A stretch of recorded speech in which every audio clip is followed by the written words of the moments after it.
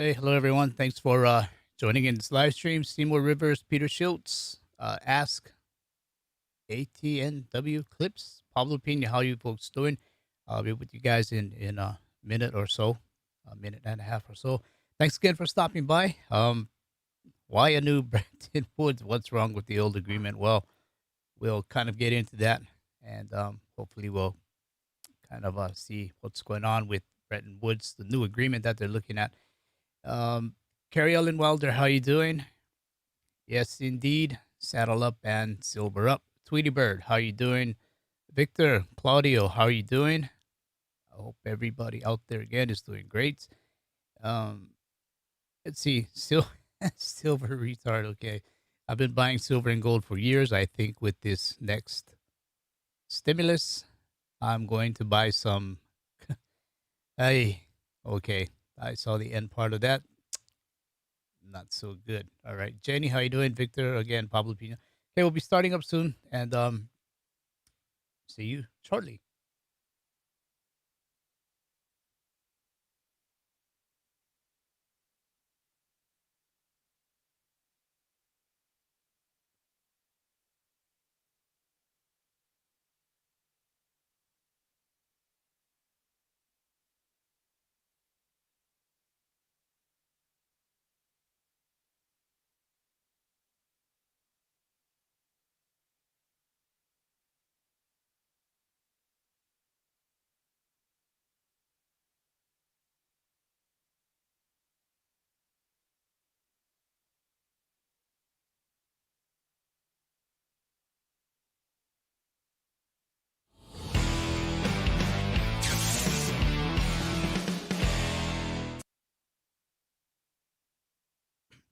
Hello again, everyone. Welcome to another edition of Silver Bullion Television, SBTV. I'm your host, Patrick Vieira, and this is our live stream.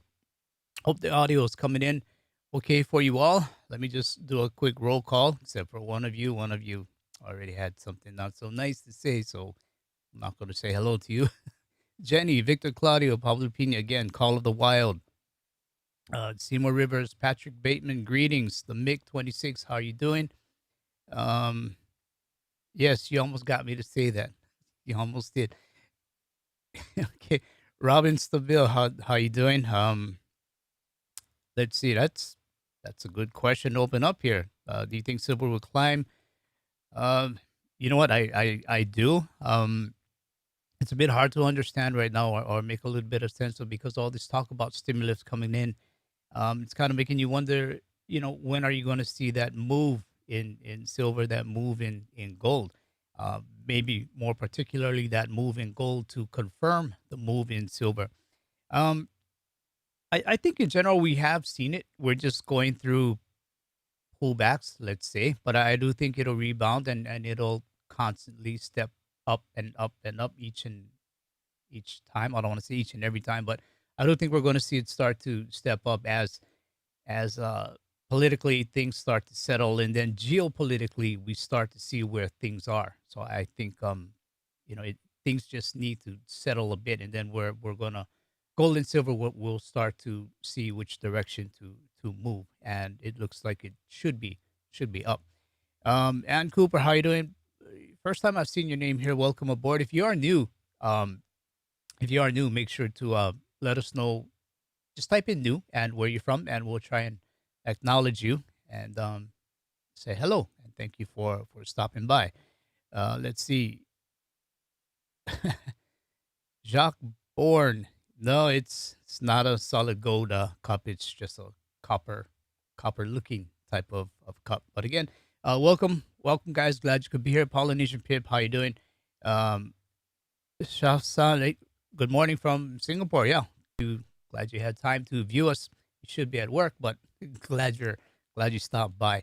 So okay, so having said all of that, again, if you are new to the channel or if you haven't already done so, please do subscribe, hit the bell to be notified on updates, and give us a thumbs up if you like what we do. Those thumbs up are incredibly important. YouTube's algorithms, they've been really at work with us, so we do appreciate the thumbs up to let those algos know, hey, no matter what you try to do, uh, it's a channel that you should be recommending still. So hopefully we can kind of turn things around, and we do appreciate the thumbs up. As always, you can find us on social media. Silverbullion.com.sg is our website.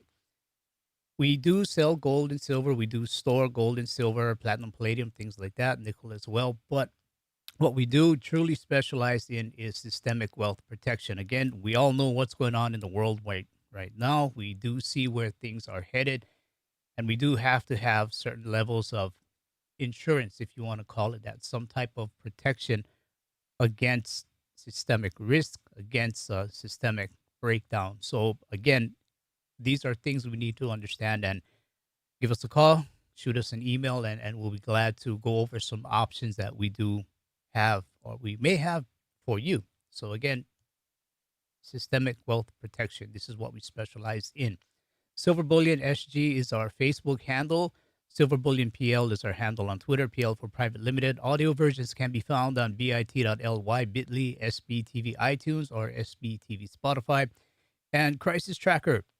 If you have that Telegram group, and I'm sure you folks have seen Telegram, you folks seen apps like Signal take off recently. So download that Telegram app, get it on your phone. There's a bit more security in there, and sign up. Join us in Crisis Tracker, and this is where we go ahead and we pretty much daily we will put news as it relates to the economy, finance, gold, silver, things like that. And so we try to sift through and sort out news that look to be more important. So join that group. I think now is probably just as good a time as ever, considering what's going on. So again, glad y'all could be here. Van Johnson, uh, glad you could join us. First time I've seen your name. Welcome aboard as well. Edwin Rivera, how you doing? First time I've seen your name as well. Always be funding. Yes, smash that like button. We do appreciate it. Scott Leonard, good vibes. We're going to do the best we can to make sure that we do have those good vibes hitting the airwaves and coming to you. I think we need that more now than ever as well. Tweety Bird, I'm so into silver lately. I forgot my wife's name. All right. Hopefully next week you'll be able to join us. You won't be in the doghouse. Thanks for that comment. Always be funding. Yes, let's try and get 200. So let's see what we can do with this upcoming guest. Someone you all probably know, Michael Pento. Michael Pento is the president and founder of Pento Portfolio Strategies. He's a well-known money manager, and he's also the author of the book titled The Coming Bond Market Collapse: How to Survive the Demise of the U.S. Debt Market. So he'll be on this coming week, and I have read his book cover to cover, and I tell you what, there's a lot of information in that book. It is a bit of an older book, 2013 or so, I believe it came out, but everything he said back then is absolutely pertinent and even true today. So, Michael Pento, he'll be coming up this week, and as such, he will be. I mean, we'll be giving. Excuse me. We'll be giving away his ebook on Kindle for our prize this week. The Coming Bond Market Collapse: How to Survive the Demise of the U.S. Debt Market. And this is where he examines how policies followed by both the Federal Reserve and private industry have contributed to the impending interest rate disaster, and highlights the similarities between the U.S. and European debt crisis. But the book isn't all gloom and doom. That is true. I've read it. And he also provides well reasoned solutions government, industry, and individuals can take to insulate themselves against the coming crisis. So, this will be the book that will be given away. House rules: download the Kindle app. Okay, download the app. It's free. You can download it for your phone or for your tablet from your chosen app store, whether it be the Apple iTunes Store or the Google Play Store. Be the first to answer correctly in this live stream before the timer runs out. You're going to have about a minute and 30, and you got to be the first one in this live stream. U.S. winners will be given a link to download the ebook. Winners outside the U.S., you're going to be offered an alternative price simply because Amazon Kindle, they don't allow gifting ebooks outside of the U.S. So we will have to arrange something else. And you're going to have to provide us an email during this live stream. What will happen is my colleague Vincent is here, and we will mute your comment, and that way you can go ahead and pass us your email, and nobody will see your email except for us. Okay, so having said all of this, the question, we didn't have a guest this past week, so we're going to be asking a question about us, Silver Bullion. See how much people have paid attention. Question: what does the company I work for, Silver Bullion over in Singapore, specialize in? Okay, this is the question. What does Silver Bullion specialize in? And so we got about a little bit over a minute more, and just let us know what we specialize in, and you'll be the winner for Michael Pento's book if you're the first one to answer in this live stream. Okay, what does Silver Bullion specialize in? Okay, so we'll be looking for some of your answers coming up. Let's see. What do we have here? Well, sort of. Vaults. We do have vaults. Okay, so keep it coming. Storage of precious metal. Yeah, we do. We do keep it coming. Silver storage. Storage. Precious metal protection. Silver storage. Storage of gold and silver. Storage. Wealth strategy. Right? Keep it coming. Keep it coming. Adam Sort protective. Welsh. Okay. Victor Claudio bullion dealer. Okay. So far, we're all of these things. Wealth preservation, systemic wealth management. Okay. Let's see. Shafan investment and wealth protection. Okay. Okay. Let's see. All right. That's it. And okay, so that's it. The winner looks like it's gonna be. We'll take up to Jamesers 99. Okay, so there's a lot of close answers there. So let me stop this for a bit. The first one that got it right was, or close to it, was always be funding. Okay, always be funding systemic wealth management. That is truly what we specialize in, systemic wealth management. Uh, right above you, MX Old Timer. Let's see, MX Old Timer. Let me write this down. For wrap wealth preservation. Yeah, that's another one. Let's see. Hang on, let me just scroll through this real quick. Mitch Alex, that's another one. Okay, let me go down a bit. Let's see. Systemic. The winner's going to be always be funding. The word we were looking for really was systemic wealth management. Yes, we do storage. Yes, we do bullion, things like that. Let's see. Shafsan. Sorry if I'm pronouncing your name wrong. Um, okay, so what we're going to do here is always be funding. Vincent is gonna, my colleague Vincent is going to mute your conversation or your comments. We'll take your name, and we'll be giving you the link to Michael Pento's ebook, and then what we'll do for the rest. Mitch Alex, I believe Mitch Alex, my old timer for BRAP. Let me see, Mitch Alex again, and Shafsan. For those three, we're going to be giving the ebook link to Build Your Own Bank from Aon Schmidt. So we'll be offering that as well, the ebook version.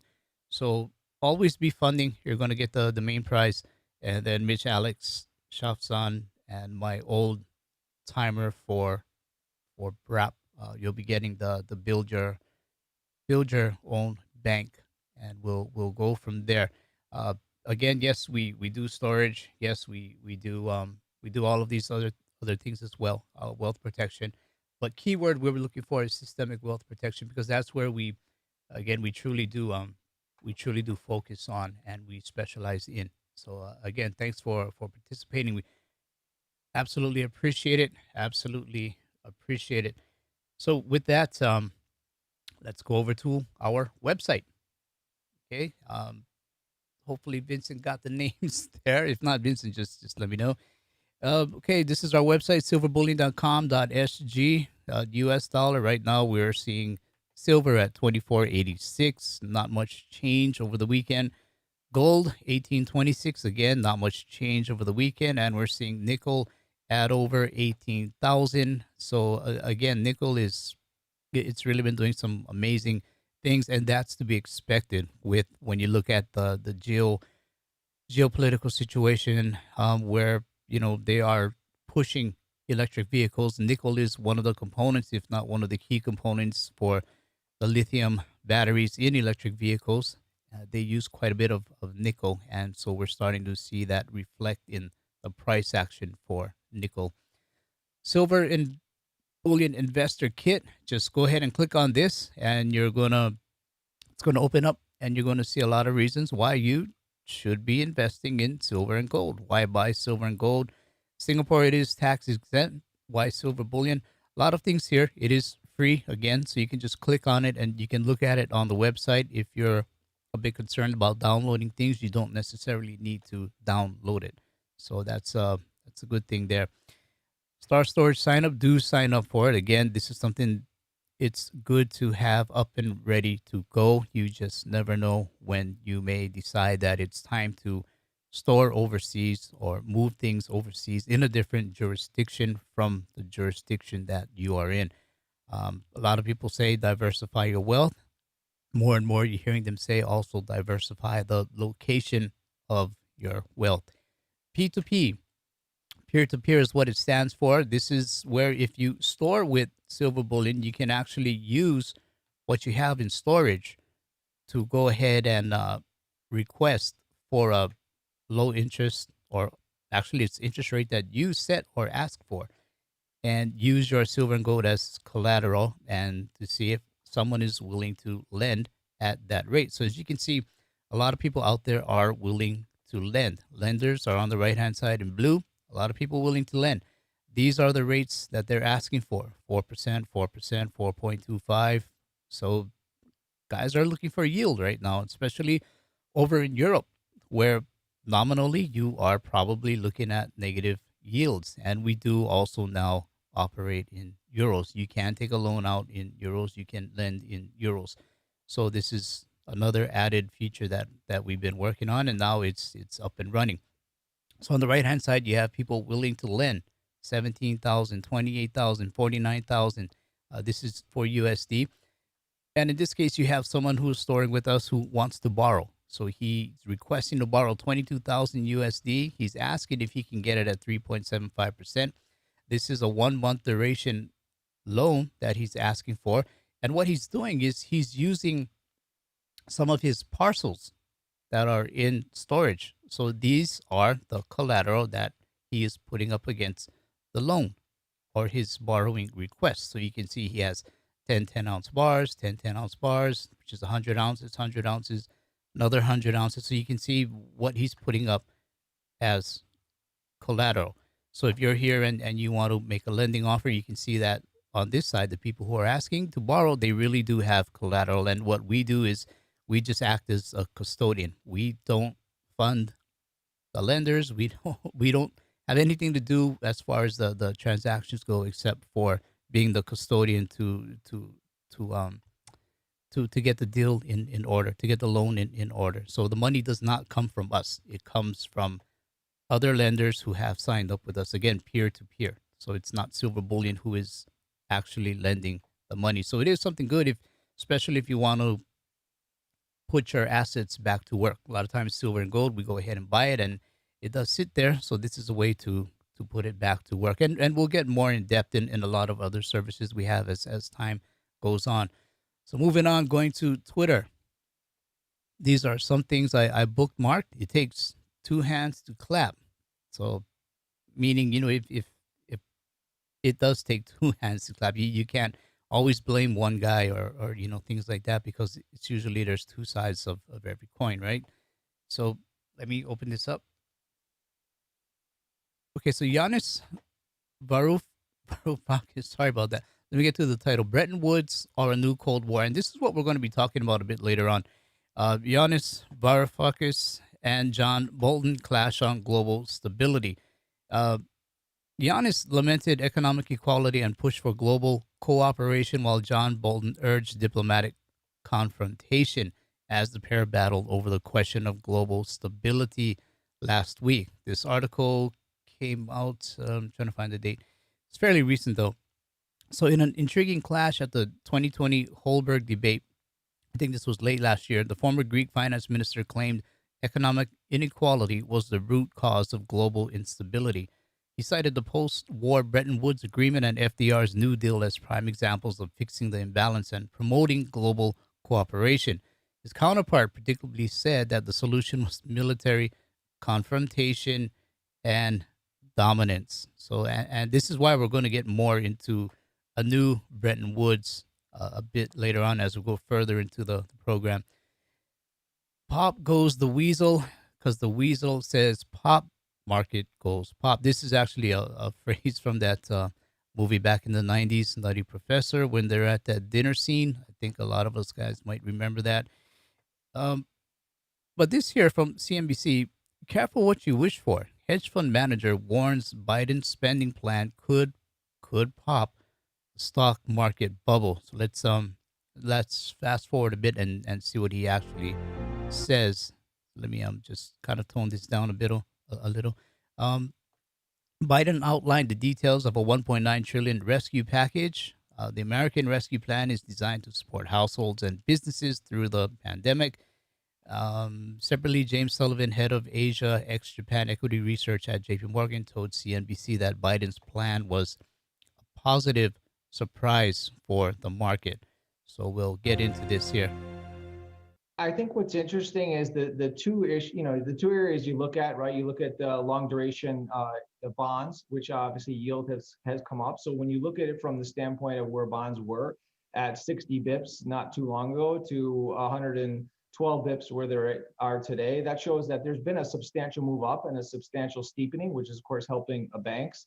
But at the same time, you're seeing other factors like the market's hitting highs consistently and more stimulus being fed into the market. So I think there's a number of factors taking hold today, and the market's trying to figure out which narrative that they should go with. And for the past 9 months, almost in a straight line, it's been up in terms of equity markets. I think what ends up happening is, will so much be built into the market, and will eventually we start to see factors of inflation take hold, and those are the things I think that could ultimately pop the epic bubble. David, we heard from Joe Biden yesterday talking about the haste required to bring people back into the workforce and provide stimulus and support at this point. Your research, you're comparing this spending plan and getting people back into the workforce quickly to the 1920s, which led to the 1929 market crash. Should we be concerned about an event like that on the back of these policies? I think so, because like I said, my reference to you guys was that, you had the destruction of World War One lead into the Roaring Twenties. And then of course, what happened in the Roaring Twenties, what led after that was of course the 1929 stock market crash and the Great Depression. So I think you got to be careful what you wish for. So you're seeing this massive, $1 trillion deficit spending due to a pandemic that has, of course, stopped the world in the past 9 months. And the goals, of course, are, we're going to get vaccine, we're going to come through this. We still don't know the dynamics as to how fast and swiftly we come through this. We also don't know what global growth will look like in the future years too. So, the anticipation is we'll have GDP growth come up to, 6.5% for 21. But I think if you start to look beyond that, you're going to see more normalization of GDP growth of 3% and back down to 2.5%. And you have an aging demographic here in the US. So I have a hard time thinking that even with all the stimulus that you're seeing in this system, that it's going to lead to consistent, steady growth. And instead, I think what you'll find is we'll have, large growth maybe in 21, but then start to see subdued growth. And then eating that with the fact that you have so much debt, both in the corporate and with government, it's going to be a tough road ahead, I believe. Okay, so basically, what we were seeing is it does look like the 20s all over again, when the stock market really went up and up and up, and everybody was happy. We were in 20s, and then we saw the Great Depression, and it does look according to this gentleman, that the recovery, so-called recovery, is going to be short term before it really starts to fall back down again. James Anderson report by Silver Institute shows smarter cars require more silver, citing nearly 100 million ounces of car demand by 2025. And so again, this leads into the whole electric vehicle. Um, it is a push. We are going to see electric vehicles come in more and more. And you are going to see, again, metals like nickel, metals like silver, they're going to be more and more needed, especially with the type of climate change and green deals going on. You're going to be moving more and more towards clean energy, renewable energy. Again, silver looks to shine in that type of an environment.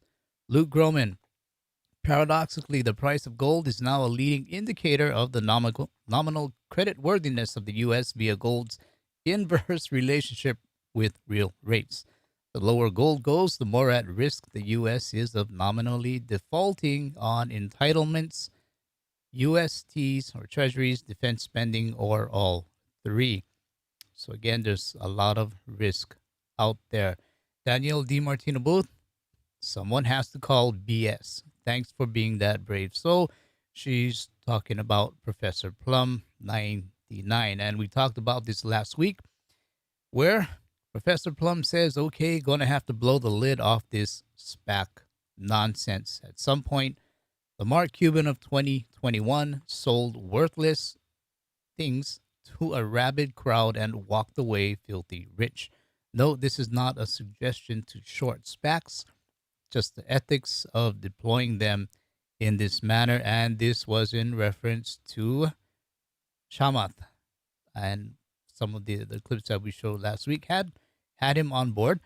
And again, he is definitely a proponent of SPACs. And so backing up, there are guys who are saying just be very, very careful about this type of a thing. Daniel DiMartino Booth even calls it BS. So we'll see where all of this is going to.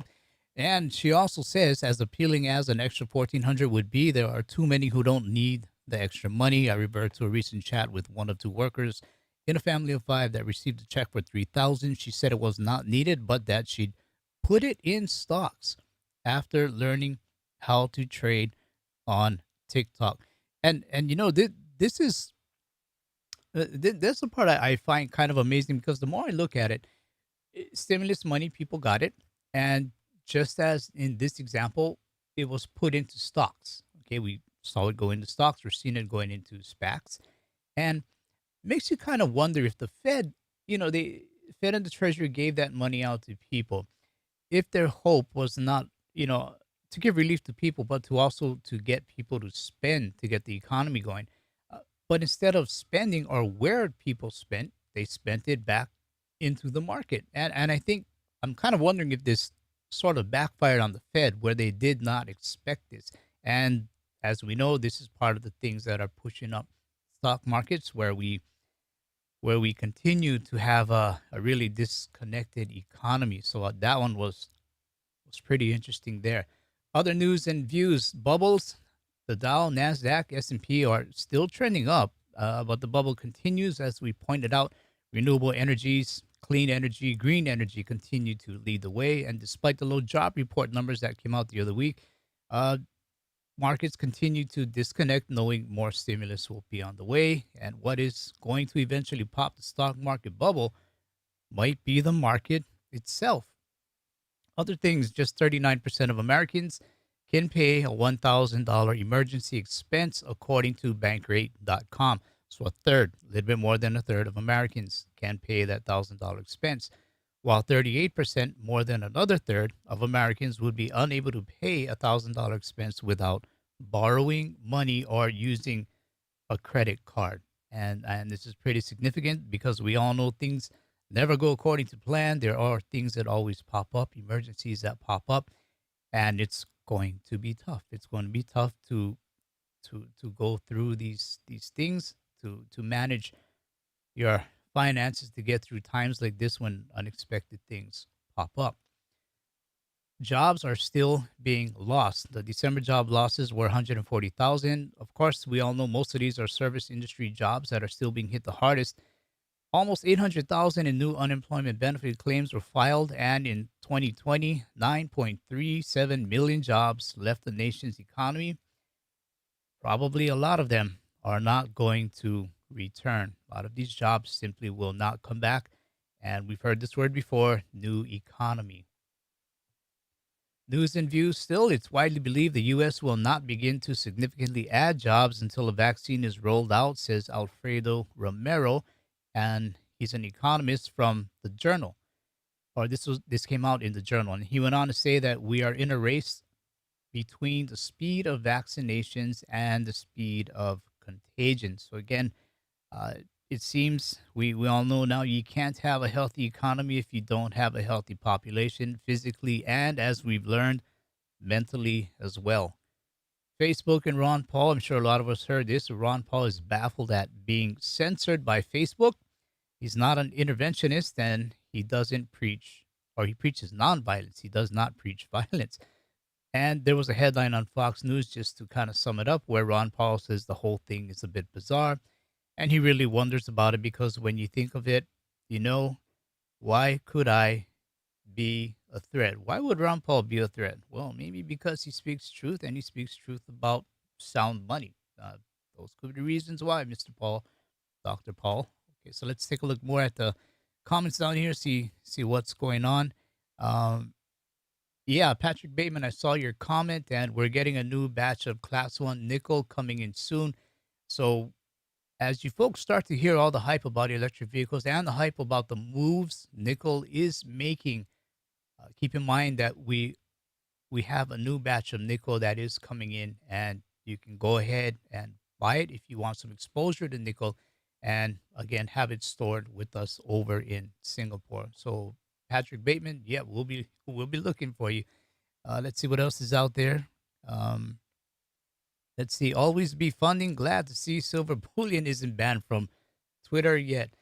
Well, we try not to upset the algos, but we also need to give you guys, the truth as best we can, unbiased truth as best we can.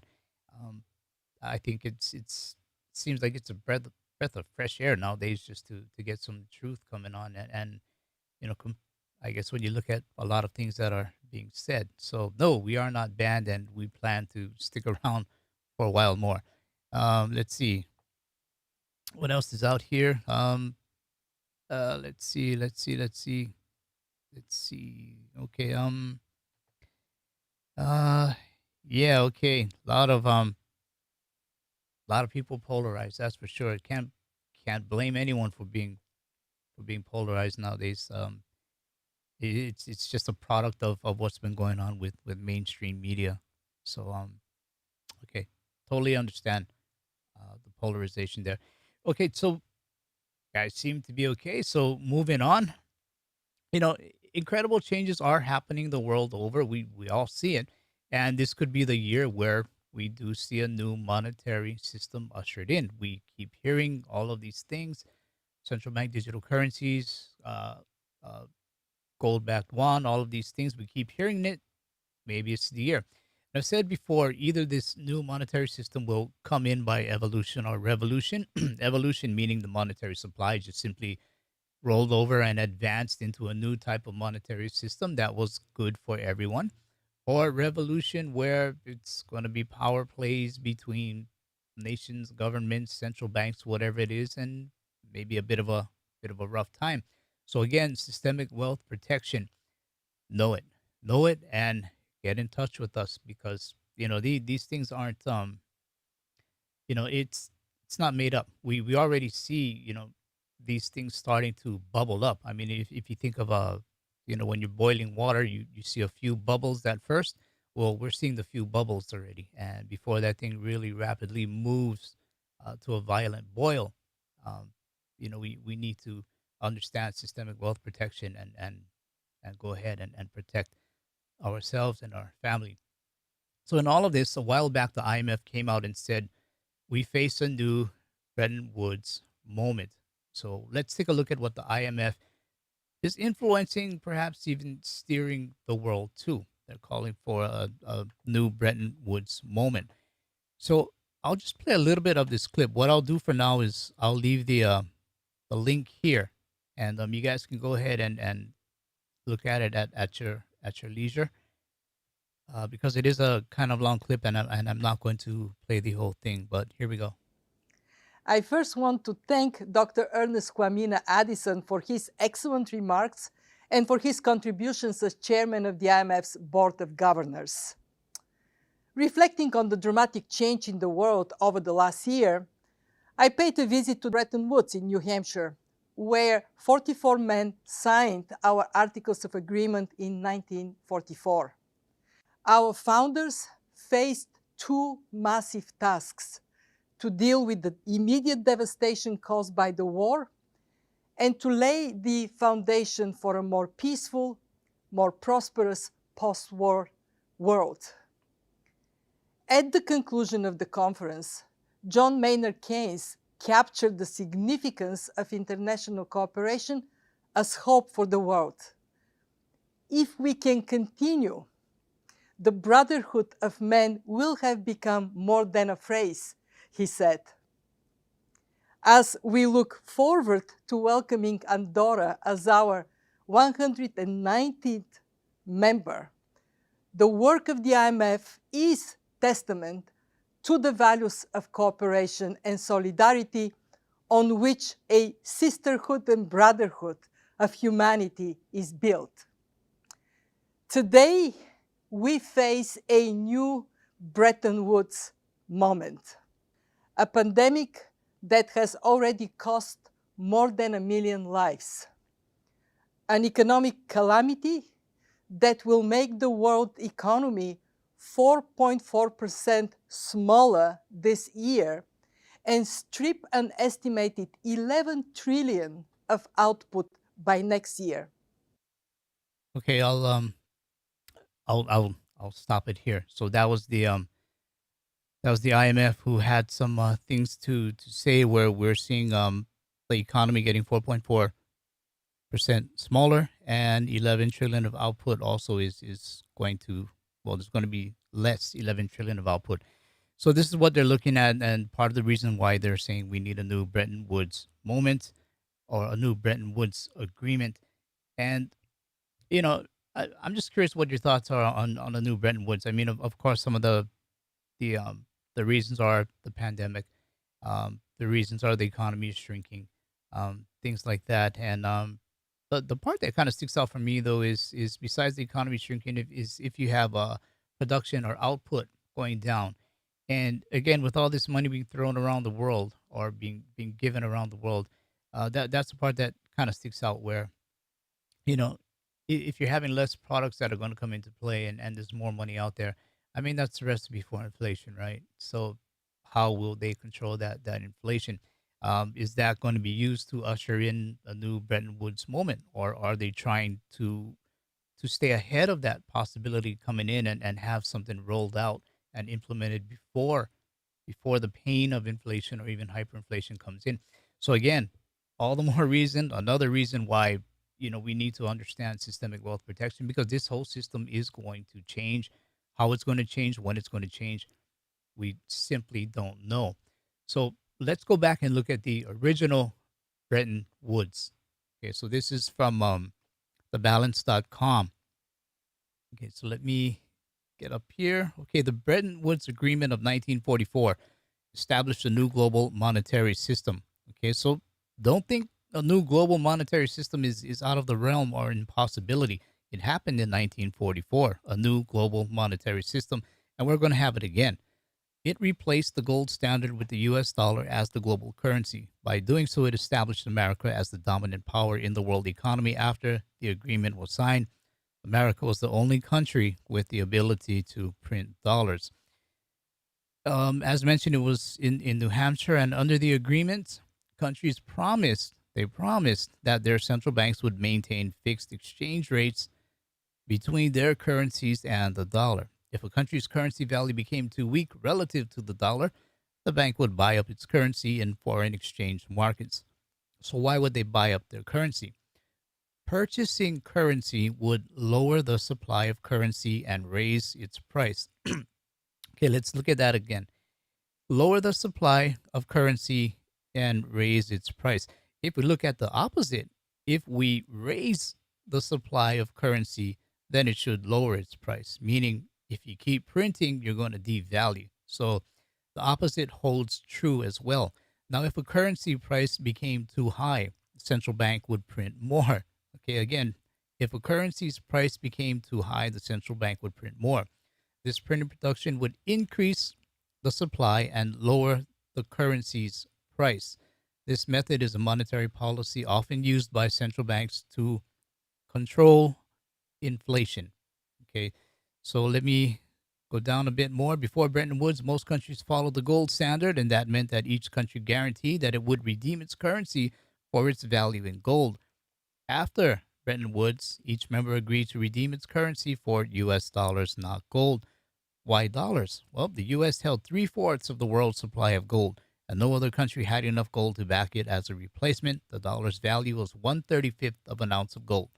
Bretton Woods allowed the world to slowly transition from a gold standard to a U.S. dollar standard. So when this new monetary system came in, there was a transition from the gold standard to the US dollar. And when the next monetary system comes in, we're going to go through a transition again.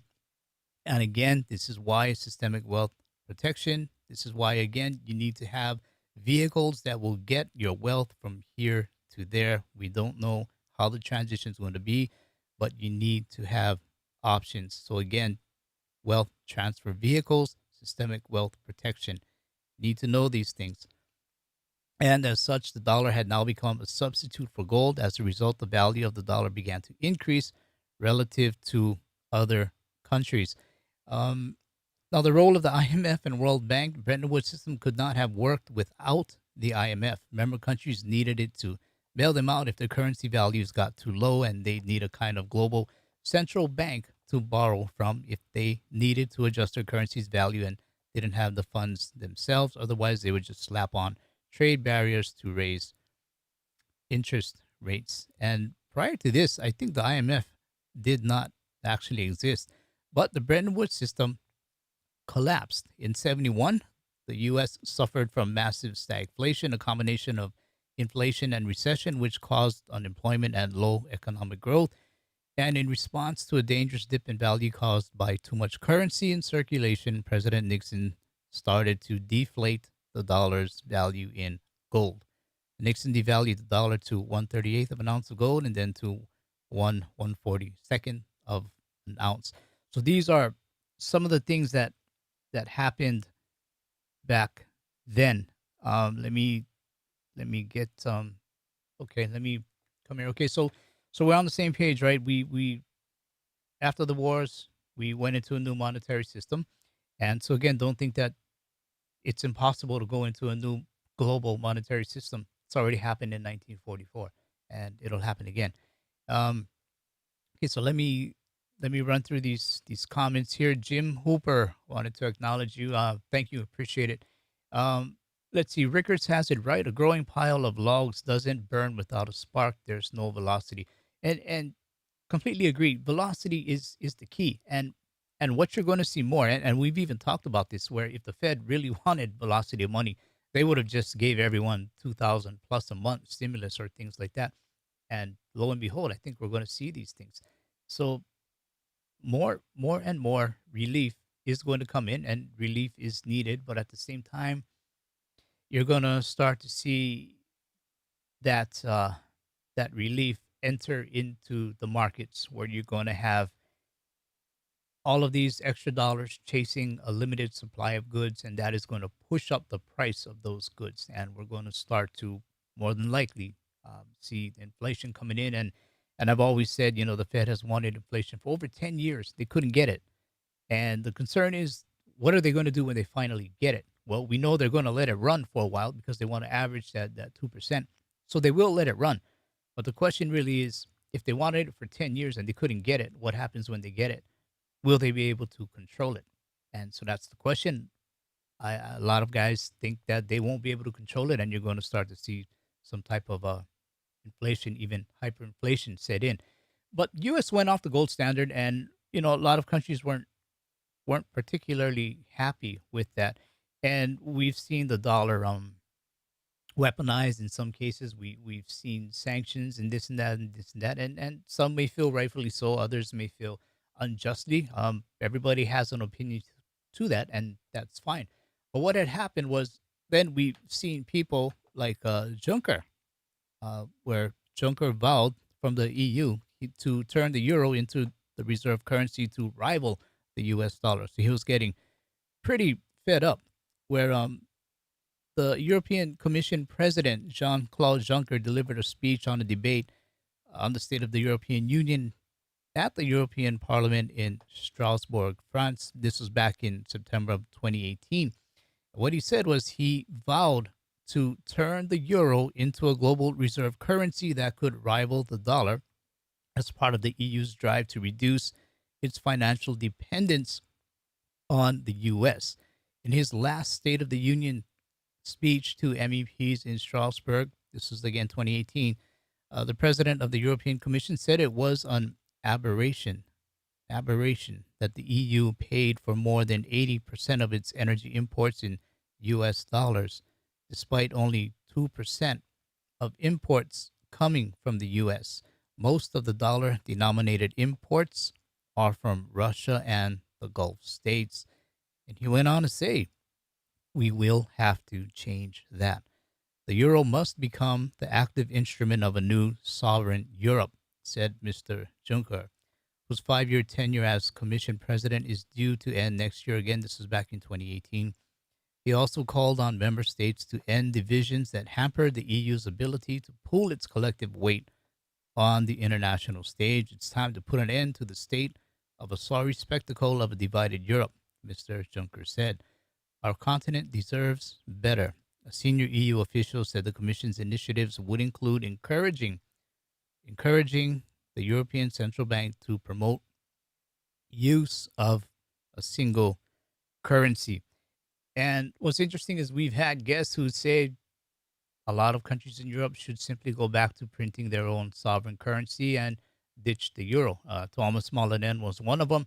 He even said, let the euro go. So even within Europe, huge division among what people are thinking, the currency should be. And, it's the idea more and more is being floated around and being heard it's being heard louder and louder that countries should go back to printing their own sovereign currency. And if that should happen, the euro would be let go. Eurozone would have to be rethought. So again, there's a lot of changes going on here, and people simply don't agree.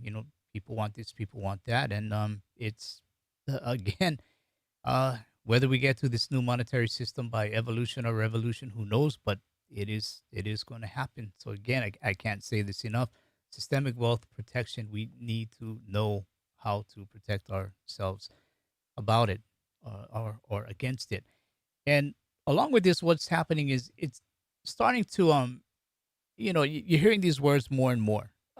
Multipolar system, and again, this is coming from IMF. And this gentleman here, Emmanuel Farhai, says we must prepare for a possibly turbulent transition to a new international monetary system. And so again, this is coming from the IMF. And let's see what he has to say, where the international monetary system has undergone several transformations over the past 2 centuries as it's moved from the gold standard to the current arrangement of flexible exchange rates. Yet there was one constant feature. The system was almost always dominated by a single currency. Until World War I, it was the pound sterling. After a turbulent sterling dollar era between the 2 world wars, the dollar ultimately prevailed following World War II. The reign of the dollar survived the end of the dollar exchange standard instituted by the Bretton Woods Agreement and emerged from the global financial crisis even stronger than before. And at the same time, new competitors, the euro and the renminbi, are emerging. How will this geopolitical monetary competition play out? How should we prepare? By heeding the lessons of history, we can trace out scenarios and draw contingency plans for the next phase of the international monetary system. Okay, so we're all getting this right. Next phase of the international monetary system. Things are going to change.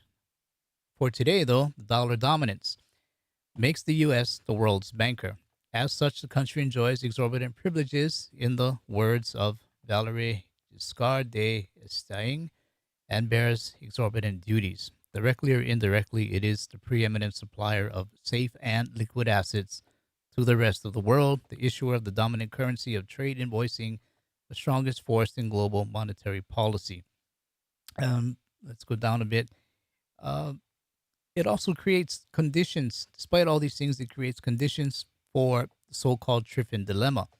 Over the long run, the only way the U.S. can accommodate this growth, global demand for safe assets, is by stretching its fiscal and financial capacities, which could strain investors' trust in the dollar. That word is key, trust, and lead to volatility and self-fulfilling crisis.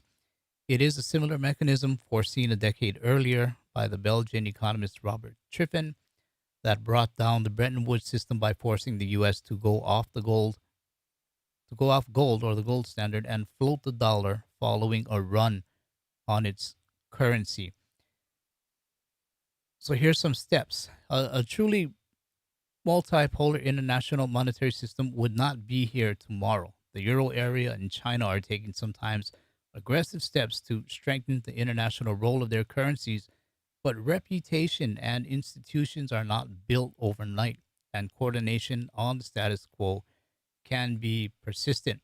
Furthermore, monetary instability of the interwar years, when the pound sterling and the dollar coexisted, should remind us that in the medium term, more instability could be on the way. Some of this instability, according to Estonian economist Ragnar Nurks, arose from the action of investors who frequently rebalance their portfolio between currencies.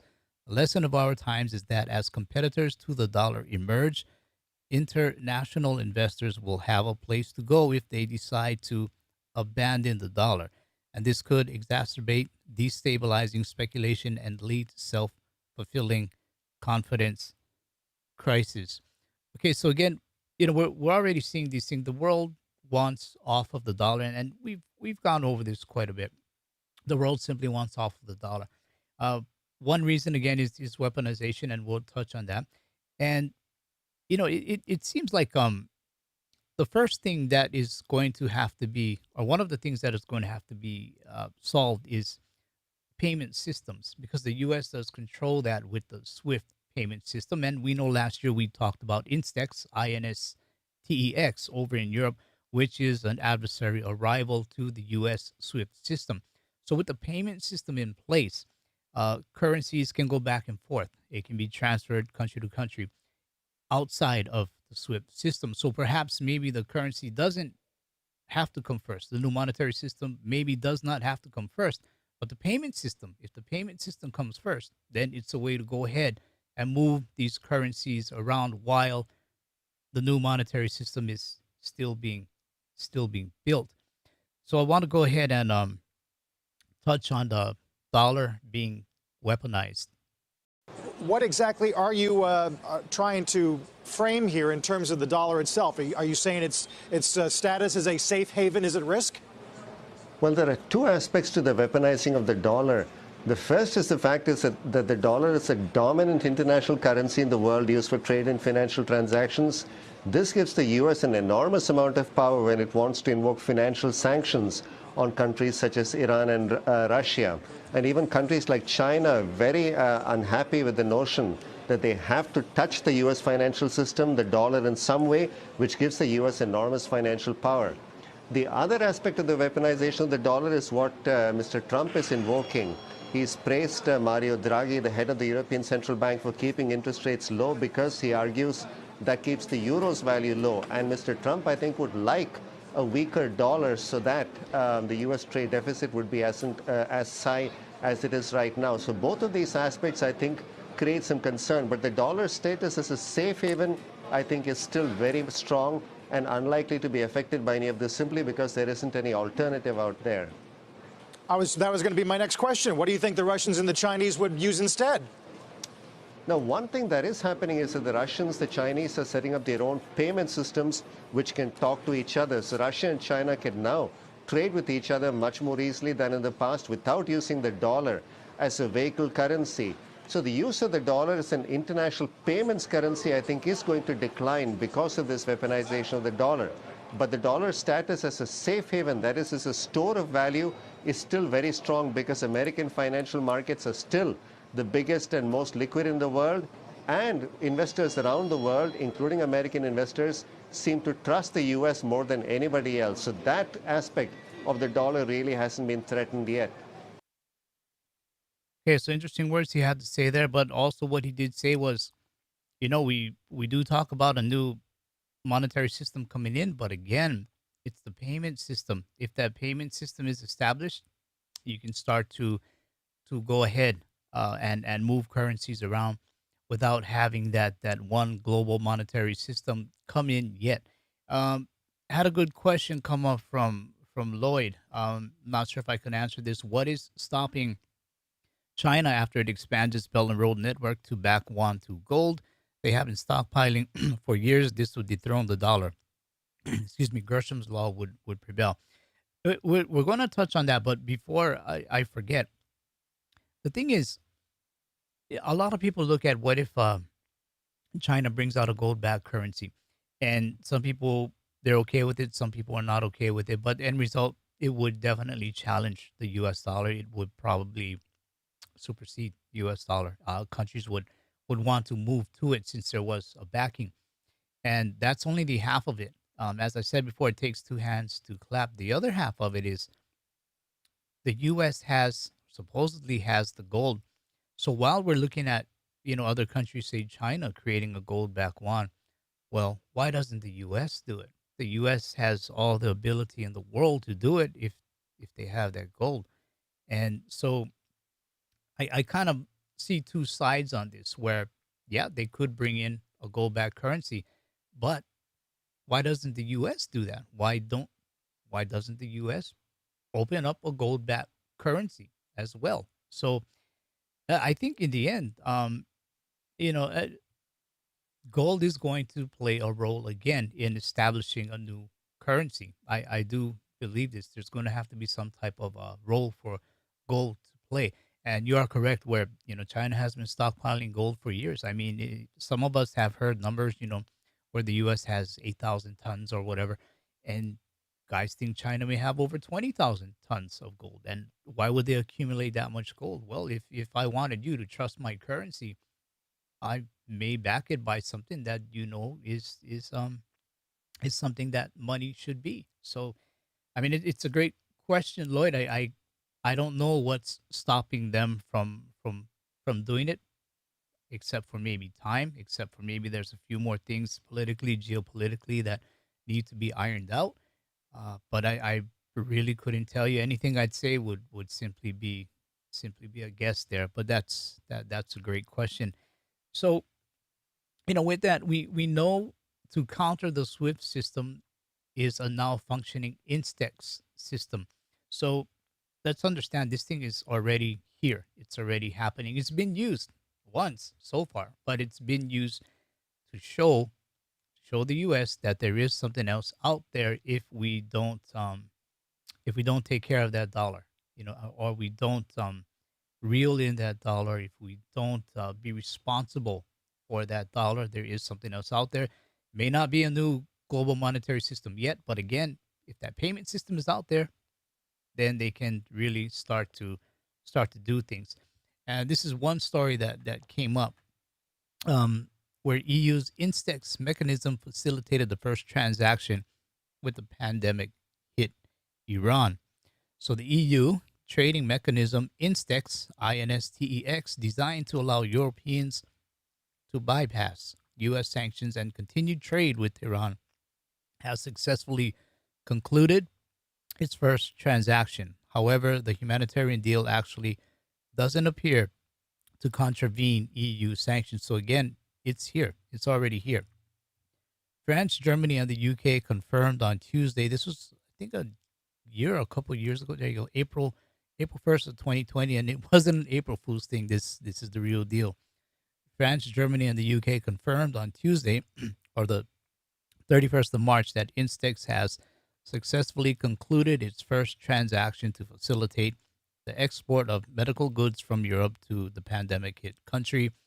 Iran's economy has been battered since May of 2018 when President Trump unilaterally withdrew the U.S. from the 2015 nuclear deal and Joint Comprehensive Plan of Action, the JCPOA. Might ring a bell for some of us, which was signed or supposedly signed by Iran, China, France, Germany, Russia, UK, US, Germany, and reimposed sanctions on Tehran. The accord required Iran to scale back its nuclear program and considerably downgrade its uranium reserves in exchange for sanction relief. And while Europeans battled to save the accord, arguing it was the best way to prevent Tehran acquiring the bomb, their efforts to ensure that Iran can keep trading in spite of the sanctions have had little impacts as Tehran reduced its commitments from the 2015 nuclear deal. Okay, so besides, basically what had happened was the EU-Iran instrument in support of trade exchanges, Instex, was born as the brainchild of France, Germany, and UK, and basically it's been used.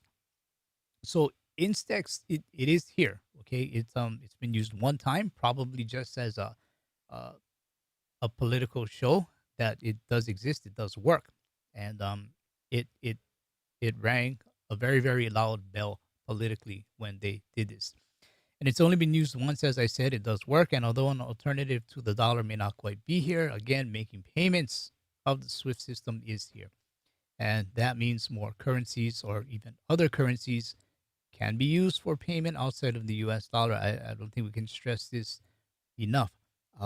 But more on weaponizing the U.S. dollar. And this is coming from the Foundation for Economic Freedom, SWIFT, and the weaponization of the U.S. dollar. U.S. has used the system as a stick before. Continuing down this path could trigger de-dollarization and an ensuing currency crisis. Okay, currency crisis, again, all goes back to systemic wealth protection. Let me see where I should jump in. Let's see. The U.S. doesn't only project power across the globe through its massive military. Excuse me. It also weaponizes the U.S. dollar, using its economic dominance as both a carrot and a stick. The U.S. government showers billions of dollars in foreign aid to friends. On the other hand, enemies can find themselves locked out of the global financial system, which the U.S. effectively controls. Using the U.S. dollar, it's weaponized through the SWIFT system. U.S. has weaponized the dollar for decades. So this is nothing new. It's not specific to just one, let's just say, U.S. president. Every president has imposed sanctions and therefore weaponized the dollar.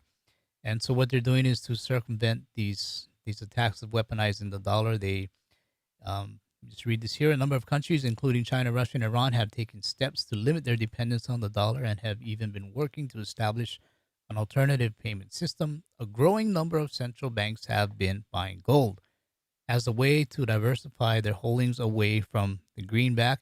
Comes as no surprise that countries on shaky ground with the U.S. would take such measures, but even traditional U.S. allies have grown weary of American economic bullying. So they have been buying gold as a hedge against the dollar. And again, we also buy gold as a hedge against the dollar, meaning if the dollar really gets in trouble, we are in gold. We are in a different vehicle from the dollar. So if anything, it's a financial tool outside of the financial system in a way that we can all use and use to our advantage.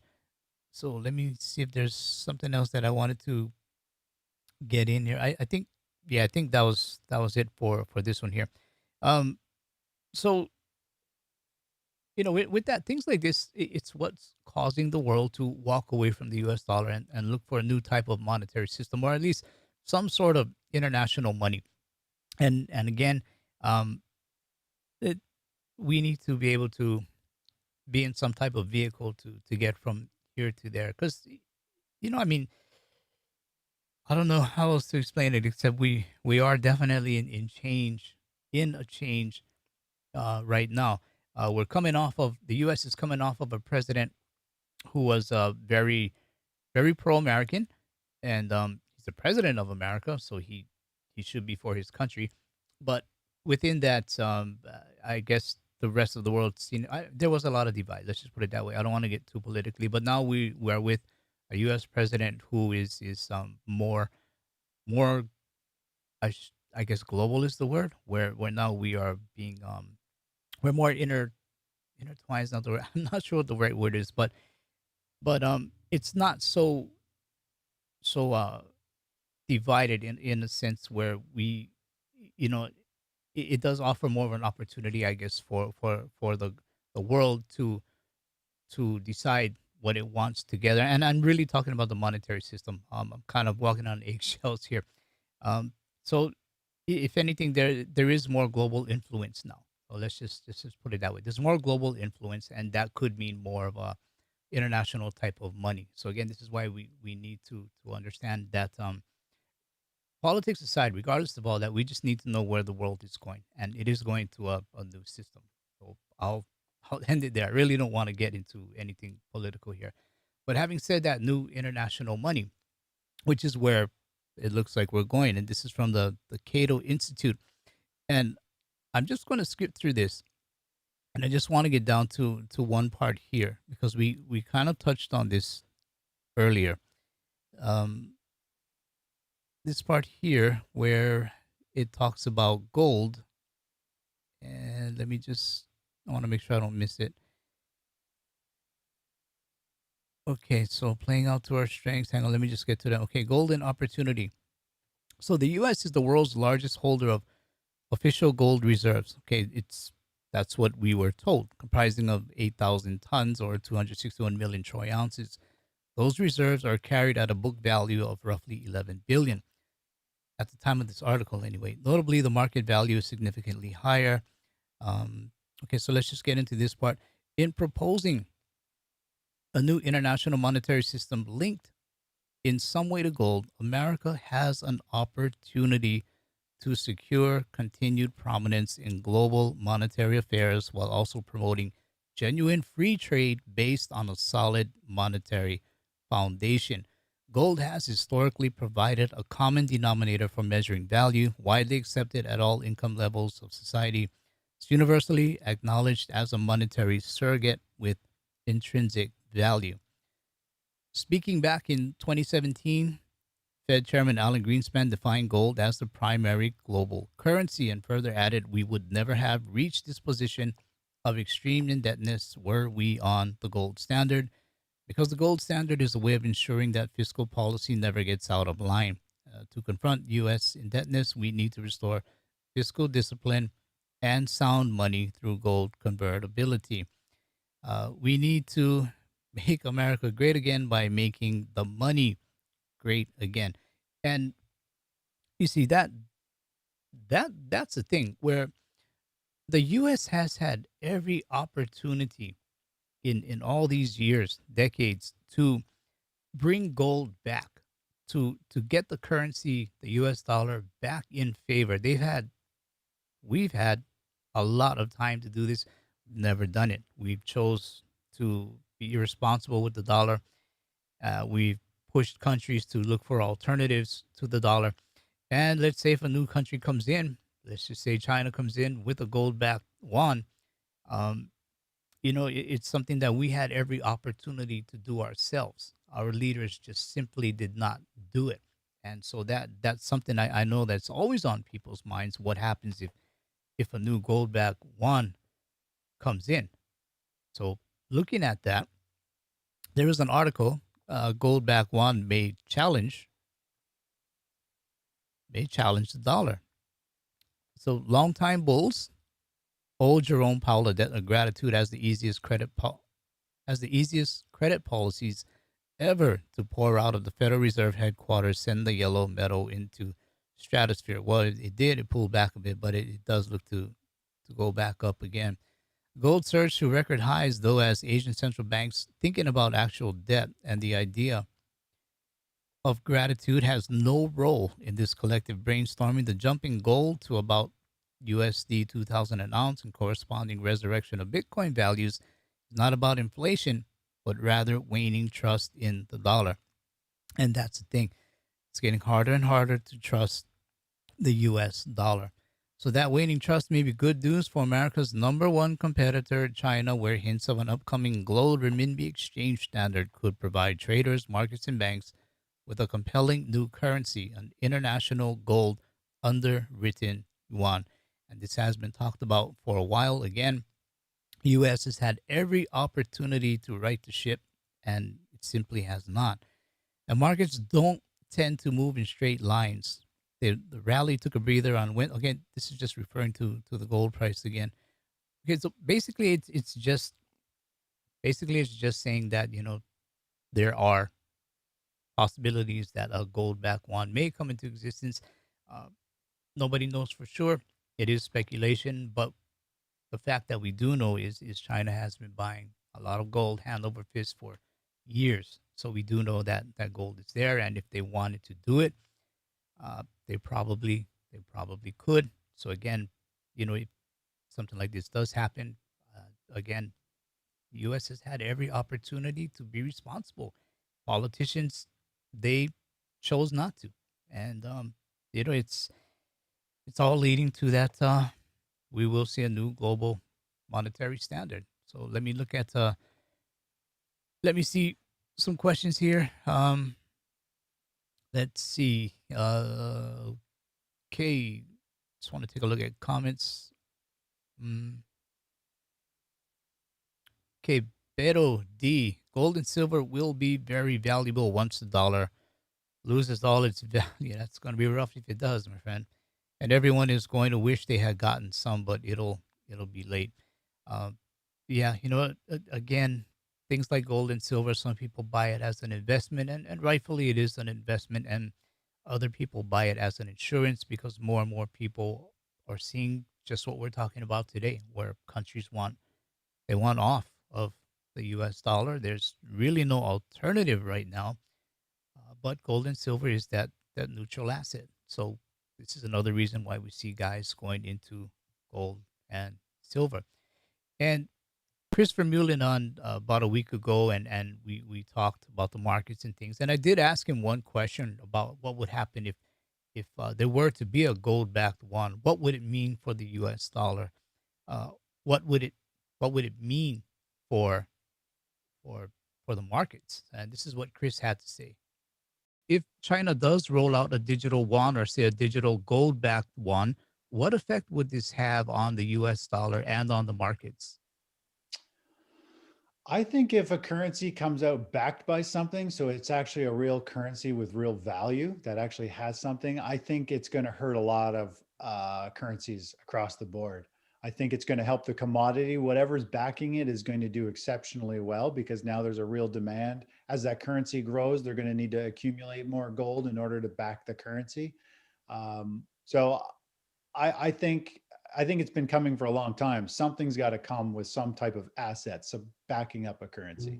So overall, I think it's a great idea. I think it'll hurt the U.S. dollar dramatically, and people are going to find natural comfort moving to a currency that you can't just be devalued, right? Okay, so to be clear, what is meant by it's a great idea is it's a great idea to have a currency backed by something, some asset like gold. And yes, it would hurt the US dollar for sure. But again, as we've been saying, US has had every opportunity to right the wrong, for politicians to get responsible with the currency, for the Fed to get responsible with the currency, and it just never has. And it looks like, the world is deciding to move on and move past the dollar. So, it's something that's, as I said, change is coming. It's coming, and again, we need some type of vehicle to get our wealth from here through the change to there, meaning whatever this new international monetary system may be. And within that, a lot of people feel it's going to be some type of a cashless system. And, we try to wrap our heads around a cashless system. What does it mean? What does it look like? Things like that. Well, Again, China has been doing this for years. So this is a little bit of an insight as to how something like this may work.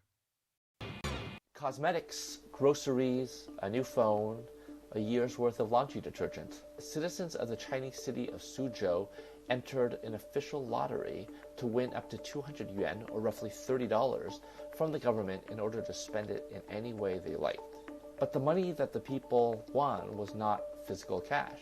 It was digital yuan, part of the Chinese government's ambitious plan to create one of the world's first state-backed digital currencies.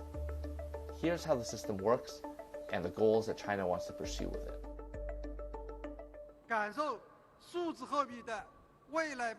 In the last few weeks of 2020, the People's Bank of China rolled out a pilot program in the eastern Chinese city of Suzhou. They had to download an app and have it on their phone.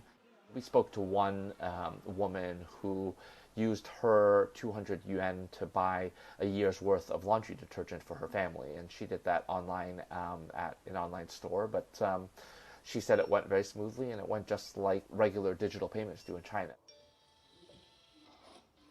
There are two advantages, at least so far, that the People's Bank of China and other Chinese officials have touted for this new digital currency. One is that you don't need an internet connection to make these purchases. There are places in China where you can't get good internet signals. And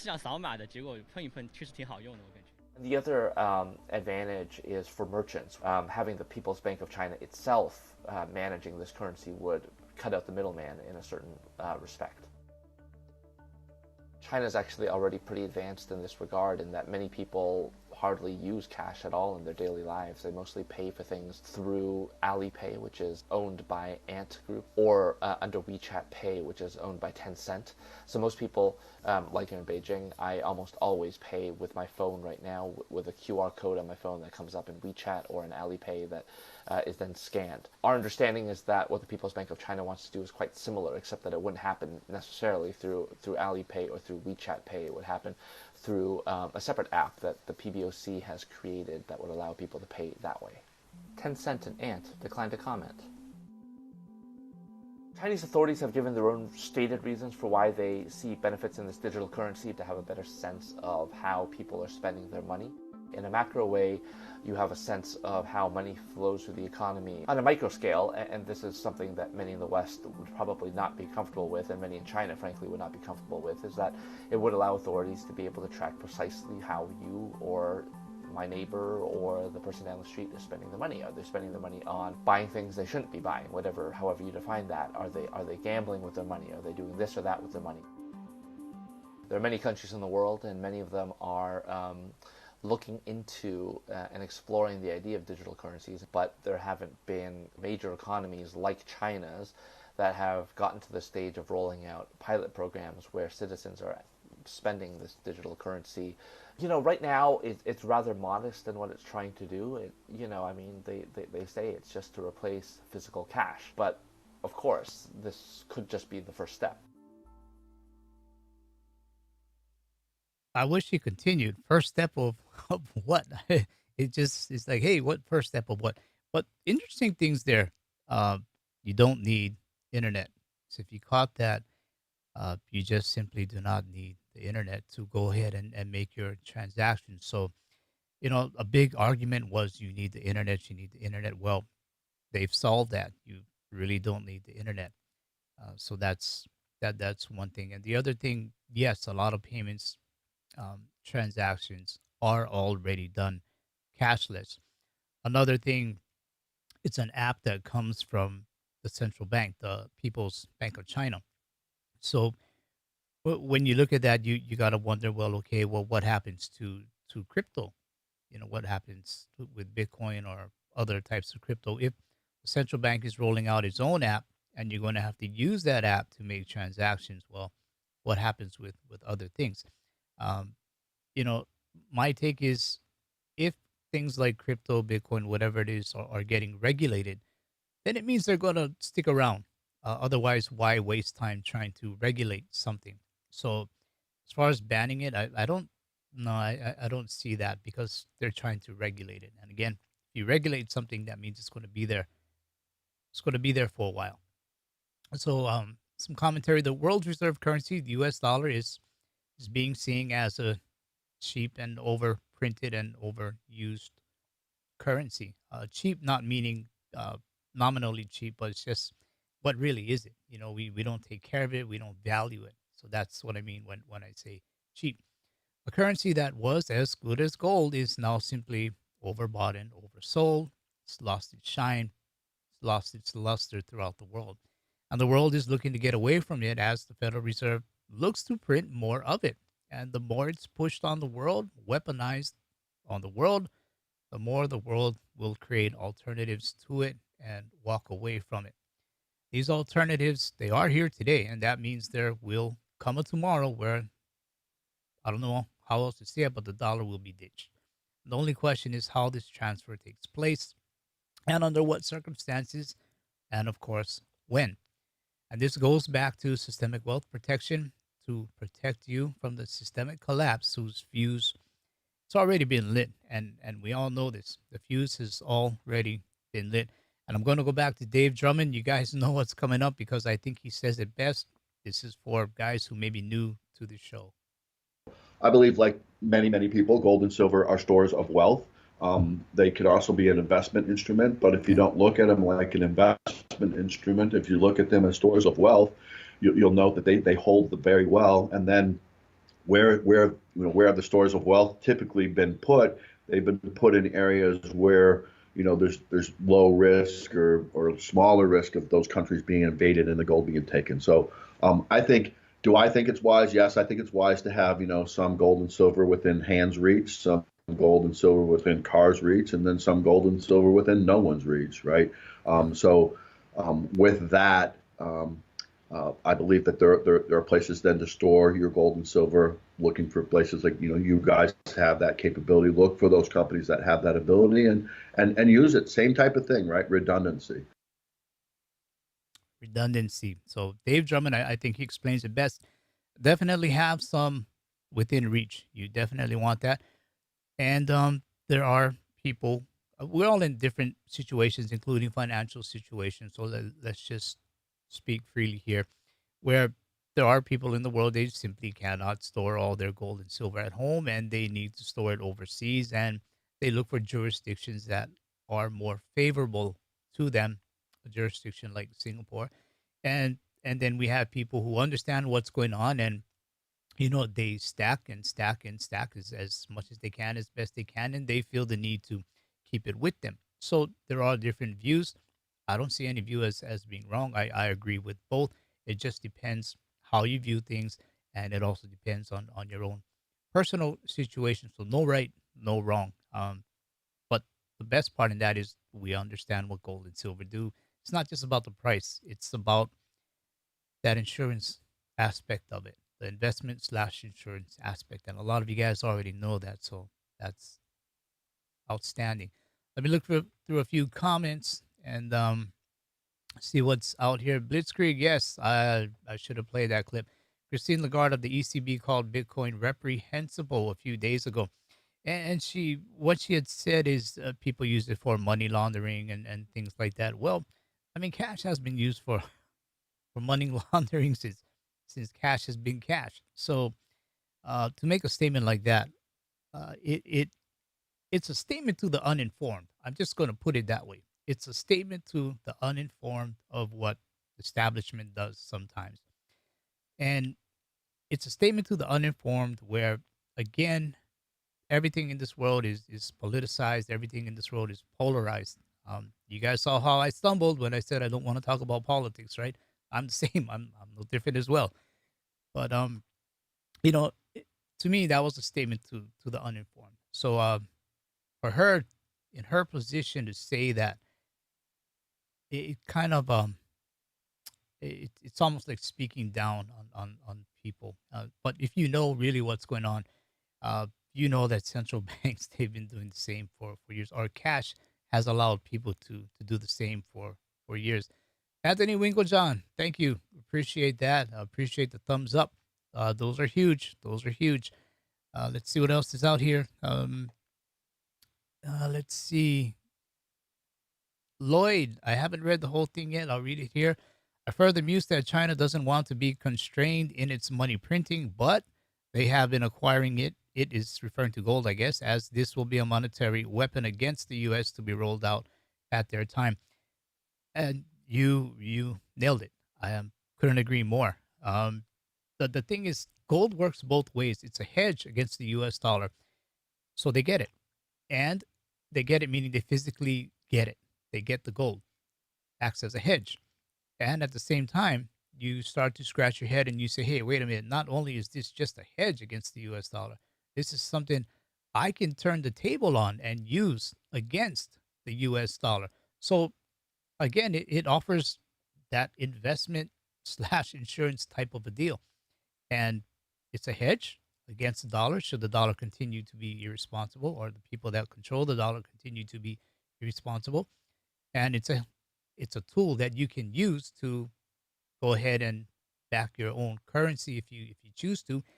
And I mean, I think we'd all be in agreement here. If a currency did come out that was backed by gold, I would want that currency. I'm sure you might want that currency as well because it's sound money, and that's what we all want. And this is the real dilemma. As I've said, I keep repeating this, but U.S. Federal Reserve politicians, Congress has had every opportunity to look at what's going on and see the threats to the U.S. dollar and see that a new monetary system may come afloat because the U.S. dollar is just it's not sound money the way it once was when it was backed by gold. So we'll see what happens. We'll see what happens. It's a big world. There's not only one opinion out there, a lot of opinions, a lot of countries that give their opinions. So take a look at a few more comments, and then I'll be wrapping up. Let's see. Trying to find something here, but yeah, okay. Let's see. Okay, this one, Denzi. I've heard bits and pieces of this. I think with Hugo Salinas, I forget his name, but he's been advocating for a silverback peso.